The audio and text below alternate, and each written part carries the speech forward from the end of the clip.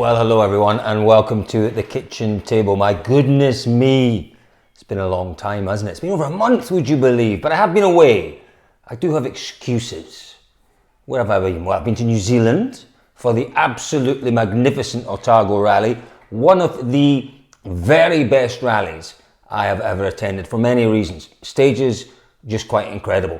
Bit like Finland, but with more contour in them. Beautiful gravel, hard, compact gravel surfaces in the most stunning countryside. Narrow, cresty, beautiful. Absolutely stunning, stunning rally. Not only that, it was brilliantly attended. 130 plus cars. Probably somewhere in the region of, 35 Mark II escorts. Run by two brothers, the Oakley brothers, who do a wonderful job. And it was a magnificent, magnificent rally. I loved every minute of it. But you know what was most interesting about the Otago rally from my point of view? Yes, I loved it, every second of it. But at the awards ceremony, it struck me that there were a lot of girls on the podium. And I thought, actually, there are a lot of girls in this rally. I reckon somewhere close to 30% of the entry was female, drivers and co-drivers. Now, that doesn't just happen by chance. It has to be looked at. Why, in New Zealand in particular, and on the Otago rally, I guess, why is it that they have so many women involved in rallying? It's a great situation to have. It hasn't just happened. It's not just a freak.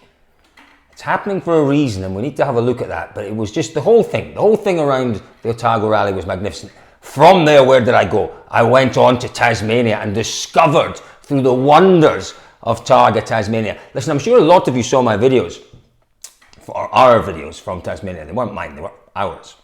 And thought, what's this all about with all these Ferraris, Porsches, beautiful cars, Lamborghinis? Well, there are two elements to Targa. There's the competitive element with round about 8 or 9 different classes, and then there's the tour element. So if you own any car, you can enter the tour and you get to drive before the competitive field, the closed roads. There are restrictions on what you can do, clearly. But altogether, it just combines and it works and it creates an amazing atmosphere, great level of competition with some absolutely stunning cars. And 6 days around one of the most beautiful places on earth. Tasmania is devastatingly beautiful. And I had a great time there. I worked with some absolutely wonderful people and had a lot of fun. From there, I went to Chile. Well, actually, I didn't. I went to Darwin, and an enormous thanks to the guys at Subaru Australia, in particular, my friends at Subaru in Darwin, who gave me a Levorg STI for the week. What fun that was. And then I went to Chile after that, and we'll talk about Chile in a minute, because let's talk rallying, because really that's why you're tuning in, I guess, not necessarily to hear about my travels around the world. I'm going to start with something that happened in Rally Chile and has got one or two people rather hot under the collar. Chris Meeke and his 1 minute penalty. Now, there are 3 elements to this for me. Should he have been given the penalty? Was the penalty appropriate? And was the timing of the penalty correct? Now, for me, there's an element that is indisputable, absolutely indisputable, and that is that he should have been given a penalty. The stewards know the rules and regulations inside out. It's all well and good jumping up and down and shouting, saying, yes, you can change a windscreen in Parc Fermé, and don't forget that time controls are under Parc Fermé regulations. You are not allowed to work on the car. It's all well and good saying we're allowed to change the windscreen. He wasn't changing the windscreen. He was knocking it out. There was no effort to change the windscreen. There was no permission sought. And at that point, when within the time control you choose to do that, you are taking a gamble. You're taking a risk. Because you know, and your co-driver knows, that you're not allowed to do that. So you know you are going to end up in front of the stewards. And what you have to hope is that what you tell the stewards has enough veracity, it's got enough depth and body to it for them to believe that it was utterly necessary at that point in that time control to take the windscreen out. The stewards clearly didn't agree with that. I don't know what the deliberation was in the stewards' room, but I imagine they discussed why wasn't it removed before they went into the time control, and I imagine they discussed why didn't he wait till he left the time control. Now, one or two of you have said that's a ludicrous suggestion, that they start the stage and then they remove the screen. Why? Why is it ludicrous? It's the clever suggestion, surely. How long does it take to remove a windscreen? I don't know. But I guess a minute, possibly less than a minute, which was the penalty that Meeke got. Listen, the stewards, much as we don't always agree with what they say, they are a very clever bunch. They do know the rules. There is a chief steward who travels around, there's a secretary of the stewards who travels around to try and maintain a level of fairness, a level of quality in terms of the rulings that they make. We have to give them credit for knowing the rules. To jump up and down and say, oh, you can do this, you can do that. You know, they know the rules and we have to respect that. So they gave him a minute penalty. Now, here's where I think we can argue. We cannot argue about the fact that they penalised him for doing work on the car within the time control. Can't argue with that, you know. And it doesn't matter how much of a fan we are. And everyone knows I'm a big fan of Chris and I'm a big fan of Seb as well. But it mustn't cloud your judgment. You know, we do get a little bit excitable in the UK about our drivers, you know, and had that penalty been applied to another driver from another country, would we have got so hot and bothered? Would we? Hell, of course not. It's because it's Chris Meeke and it's because we get excited by Chris Meeke. And Chris Meeke excites people, that's what he does. So I suppose there's reason for that. But the penalty has been rightly, in my view, applied. They didn't believe that the situation was so serious that it couldn't have been changed before the time control, the windscreen taken out, or it couldn't have been taken out after the time control. They didn't necessarily think that was the case. So they apply a penalty. This is my issue. Remember, he was given a penalty, Chris Meeke, in Argentina for going off of road book, which actually gained a competitive advantage. And that penalty was 10 seconds. Now, there's no question. I say there's no question. There is almost no question that by taking that windscreen out, he did not gain a competitive advantage. You could argue, on the other hand, he should have waited till he went into the stage to take it out, therefore incurring a time loss. Therefore, he did gain a competitive advantage taking it out within the time control. I'm going to ignore that, and I'm going to say he didn't. He didn't gain a competitive advantage by taking it out. He certainly didn't seek to gain a competitive advantage. So he got a 10-second penalty in Argentina, where he did gain a competitive advantage. They gave him a minute penalty in Chile. That, I think, is what I would have issue with. Not so much the fact that he was penalised, rightly, but the severity of the punishment. You know, you look at Argentina and you say, yeah, similar sort of penalty, 10, 20 seconds penalty would have sufficed. Maybe a fine would have sufficed. Certainly not a position-altering penalty. Perhaps a suspended penalty even would have sufficed. But to punish him to the extent whereby he dropped those two positions that he'd fought hard all through the remainder of Saturday and Sunday to gain, after the rally had finished, to me, seems harsh. That is the point I would argue. And the third point that I would argue, the third point I talked about earlier, and I would also argue, was the timing. Why didn't this happen on Saturday night? Why didn't it come in front of the stewards Saturday night? Because if it had, it would have changed Meeke's tactics on the Sunday. He'd have pootled around Sunday morning, knowing he had no chance of catching Rovanperä, no chance of catching Solberg. He'd have pootled around, saved his tyres, had a blast at the power stage, and probably won it on fresh tyres. But, as I pointed out to someone last night, I don't believe that there is anything in the regulations that limits when the stewards can penalise you. If you do something on a Friday, something wrong, and you're not caught until the Saturday, you can't turn around and go, oh, you didn't catch me yesterday, you can't find me. It doesn't happen like that. As I understand it, it doesn't happen like that. Once the rally starts, and until the rally finishes, you can be penalised at any point for a misdemeanour that has gone at any time previous in the rally. That is my understanding. Not ideal. That was not ideal, without any question. So To sum up the Meeke situation, from my point of view, they were right to penalise him. They were wrong to give him a penalty that dropped him 2 positions.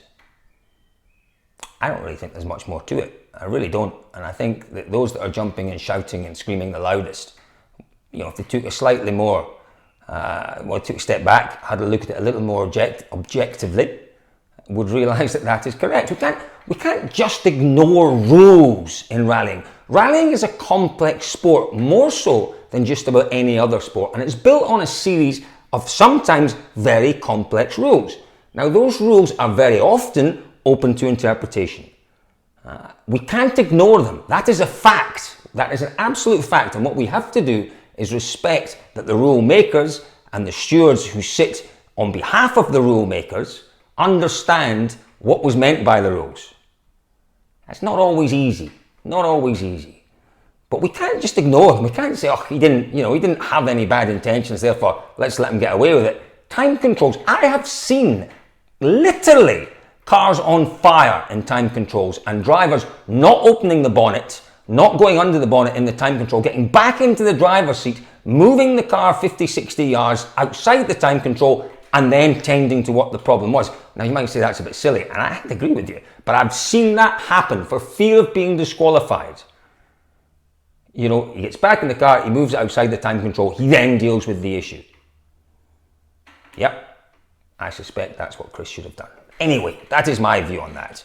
And it won't be popular, I'm sure. I'm absolutely sure. But I like to be as honest as I can, and that is my honest view. Now, let's move on. Let's move on and talk a little bit about Elfyn Evans. I don't want to say a lot about Elfyn because everyone knows that, I give every driver a fair go, and there is not a driver out there that I'm not a fan of. Elfyn's performance in Corsica, as I wrote about in Motorsport News, as you can read about on my Facebook page, I thought was magnificent. I thought it was absolutely magnificent. The fact that he, for the whole rally, took the fight to the very best, wasn't considered necessarily to be one of the favourites for the event, but was there on merit alone until that unfortunate puncture partway through the final stage. He drove the car beautifully, the car performed magnificently, and he fully deserved to be there. It was a very different performance from the performance that he put in Mexico. Mexico, he took the fight to Tanak on one stage. The following stage, Tanak, whoosh, off he went. And at that point, Elfyn used his head, as he does very well. And he realised that on pace, I'm not going to catch him. So I'm going to sit and we'll see where this takes me. And it took him to a great podium. Really good performance. Corsica was a great performance. Now, you read that piece that I've written and I said, well, it propels him up into the elite, as far as I'm concerned. The elite drivers that can win any rally. That was a little premature. I think on tarmac, he is right there. On any tarmac rally, Evans and the Fiesta combination can win on any tarmac rally. There is still a little bit of work to do on gravel, and we saw that in the limited stages we saw in Argentina, and we saw it as well in Chile. Now, Elfyn was alluding in Chile to work to do. He got a 4th place, let's not forget that. And again, he drove incredibly sensibly. It was tidy, it was neat, it was precise. Wasn't fast enough to threaten the top 3, to threaten the podium. May have been down to an issue with the car. He did allude to knowing where the development had to come from in the car. So what I'm going to say about Elfyn is that I think on tarmac, he is one of the top 2 or 3 drivers in the world. On gravel, he isn't quite there. He's still got a little bit of work to do to find that consistency that allows him to ultimately join the elite. There are only 3 right now. 3 drivers in the elite. There were 5 in my view at the start of the year. There are 3 now. Drivers who can win any rally. Any rally they start. Maybe 4. Maybe if you dare to include Sebastian Loeb. Let's talk about Loeb while we're at it. Let's talk about him. And let's talk about the Hyundai situation. You take out Loeb's time. Loeb in shakedown in Chile was woeful. Woeful. Absolutely dreadful. But don't forget, Chile was his first event on gravel in that Hyundai. And it looked worrying. Looked worrying to the point where it was being whispered, and only very, very gently whispered in very dark corners between people who had their faces masked, has Loeb lost it? Has he lost it? Are we premature in heralding his comeback? It was a dreadful performance. Then he went into Friday morning, and it was a little better, not a lot better, but it got better, and it got better, and it got better. The end of Friday lunchtime, 3 stages, take them out the rally. He was 38 seconds down on our eventual winner, Tanak. I think he finished something like 30 seconds behind Tanak, 30 and a bit seconds behind him. So you take out those 3 stages where he was still learning the car, then he'd have been there challenging for the win without any question. And that, for me, is a sign of Loeb's brilliance. Why is it a sign of his brilliance? Because we have a direct comparison. And the direct comparison, sadly, is Andreas Mikkelsen, who has had the best part of 2 years in that car now to develop and to get used to it, and can't get to grips with it.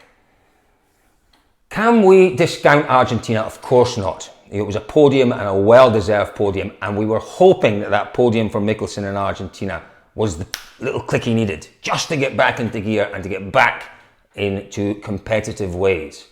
Then we go to Chile, barely 2 weeks later.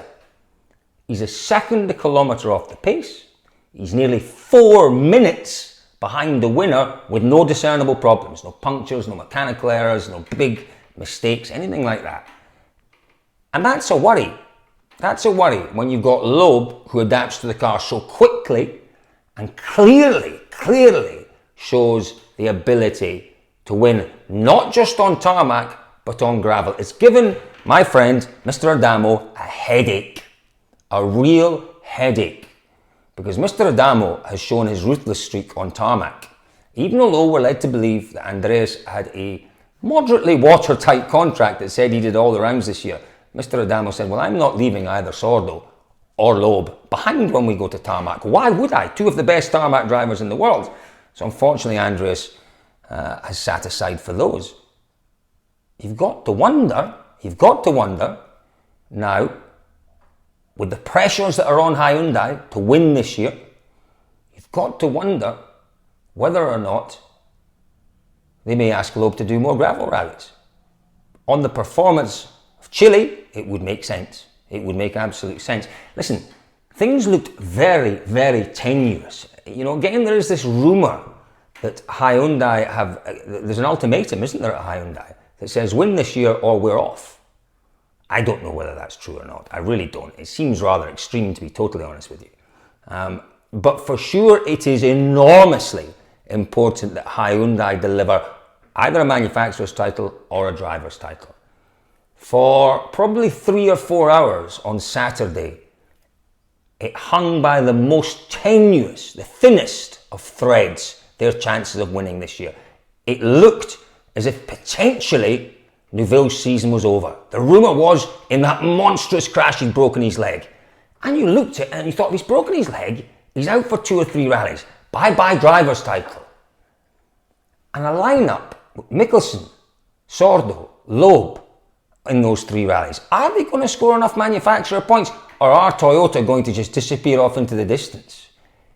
It was all very, very, very difficult, and I'm sure worrisome, but it highlighted how much they rely on Neuville. Thank goodness that there were no serious injuries, which is a testament to where we're at now with the safety that's been built into those cars. The hands device is, next to the seatbelt, probably the greatest safety innovation that we've seen in motorsport, possibly ever. Hands device, seatbelt, roll cage, 3 of them.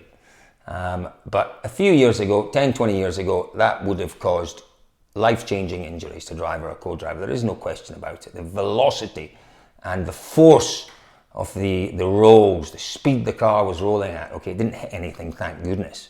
If it hits something and stops, that's when you get real problems. But yeah, we have to say that that car was remarkably strong. But my point is, that Hyundai were in trouble for a little while. It's back on track now, clearly. You know, it wasn't a great rally for them. They didn't score a huge number of points, but they scored points. They still lead the manufacturers. They still have their ace, which is Thierry Neuville, still playing, he's still in the game, and he will still deliver consistently points for them. It's what they do about that backup driver, that second driver. I think there'll be questions asked. I'm sure there will. Likewise, we have to say, poor old Esa-Pekka Lappi. I really can't work out what's going on there. He's in a slightly difficult position because when he signed for Citroën, there was an assumption, I think, on his part that he would be the main driver and they would develop the car around him. Clearly, that all changed the minute that Ogier signed for Citroën, and it's without any question Ogier's car. It's being built or rebuilt, redesigned effectively to his liking, and Esa-Pekka is struggling to get to grips with it. He really is, and it's distressing to watch because he's such a likeable guy, he's such a talented guy. As is Andreas Mikkelsen, you'd have to say. It's distressing to watch Andreas, who we know, what is he, a 2-3 times winner? He won in Spain, he won in Australia. Where else did he win? He won another one somewhere, didn't he? Lappi obviously is a past winner in Finland.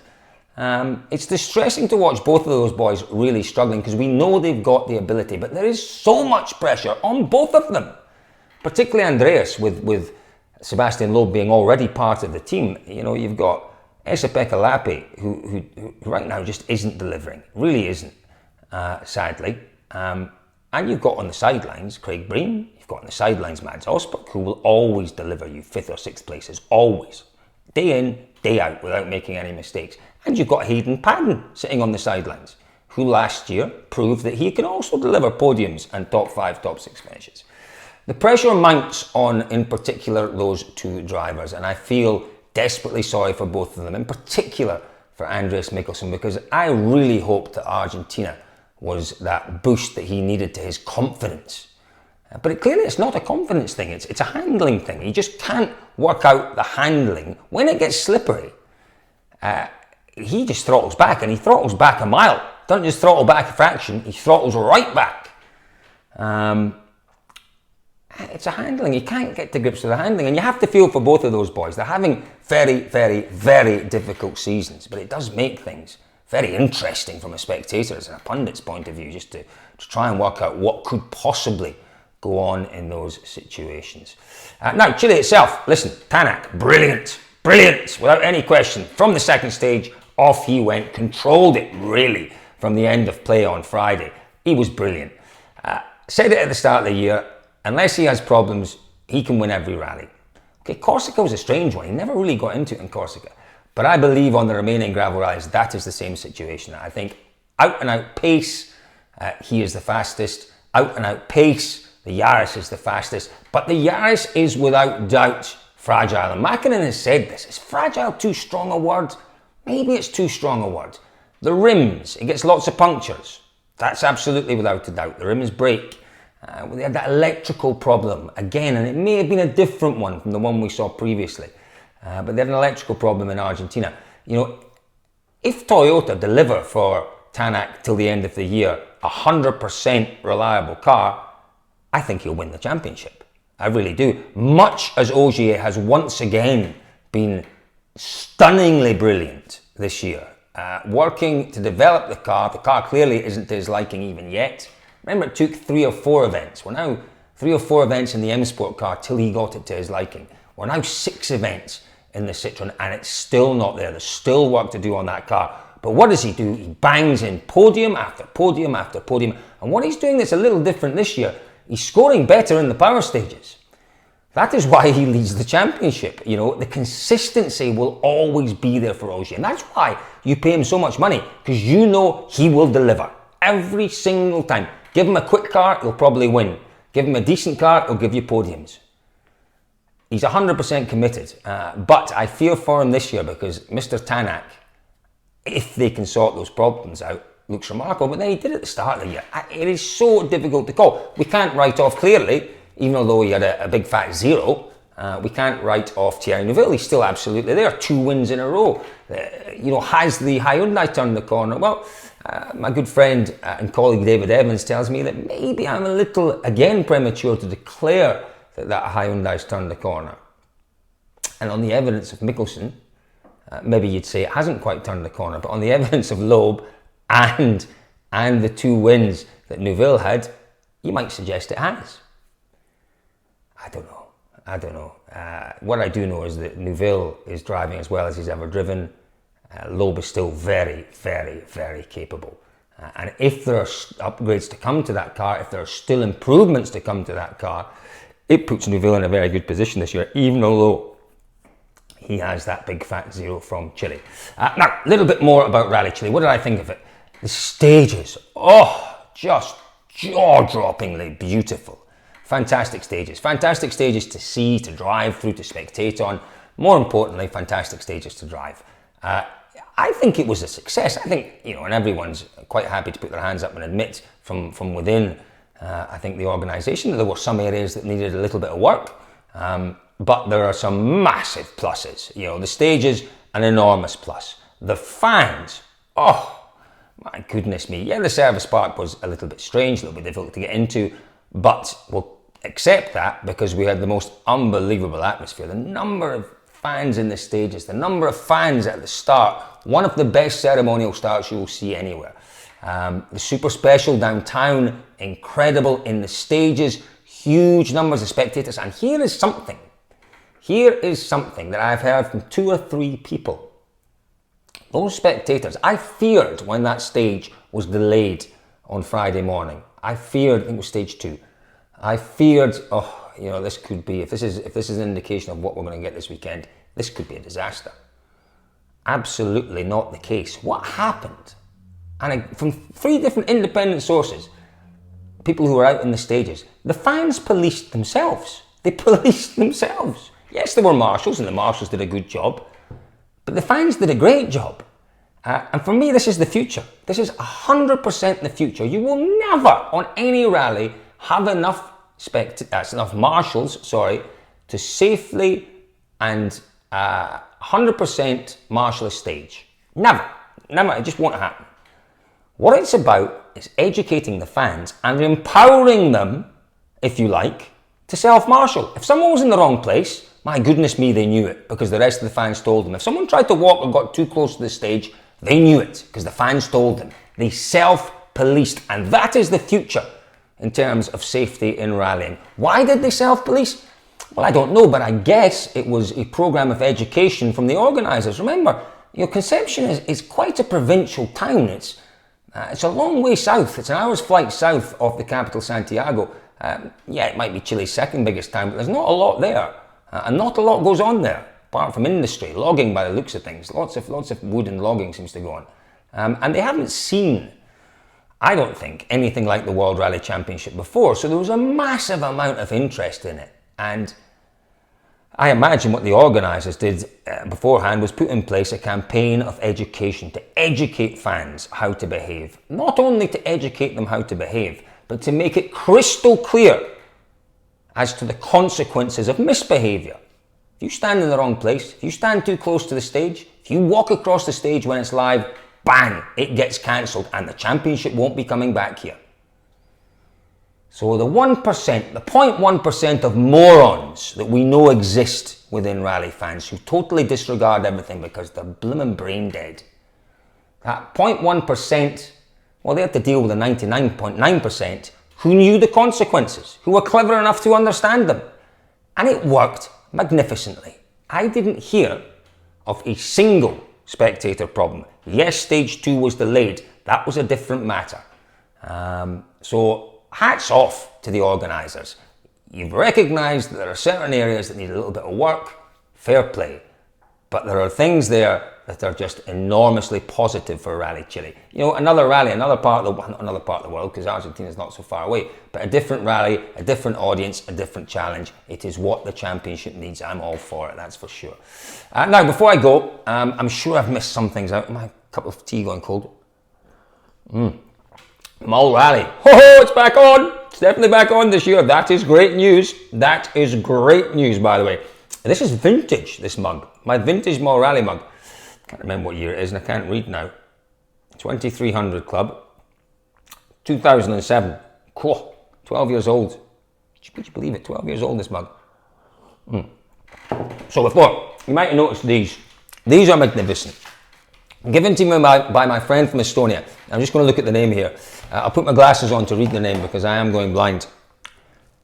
Oh, yeah, Mario Kroon is his name. I'll put that name down on my Facebook page. Just look at these. He sent me these. They're my favourite stages. Whoops, upside down.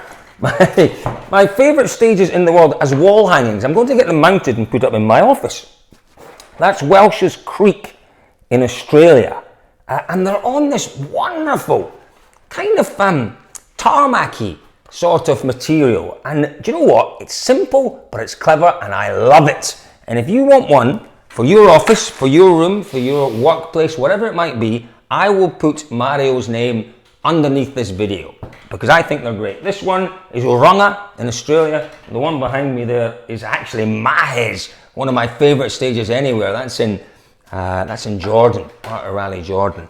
Thank you very, very much to Mario for sending me those.